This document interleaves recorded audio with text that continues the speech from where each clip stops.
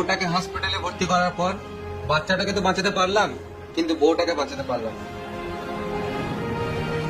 আমি আপনার কষ্ট বুঝতে পারছি। বাল বুঝবেন আপনি আমার কষ্ট। আপনি জানেন বউটা মরে যাওয়ার পর আমাকে হাত দিয়ে কাজ চালাতে হয়। বেশ, যাই হোক, আপনার বইয়ের এই অ্যাক্সিডেন্টের জন্যই আপনার ছেলের মাথায় লেগেছিল, আর তখন থেকে আপনার ছেলে বোকাচোদা হয়ে গেছে।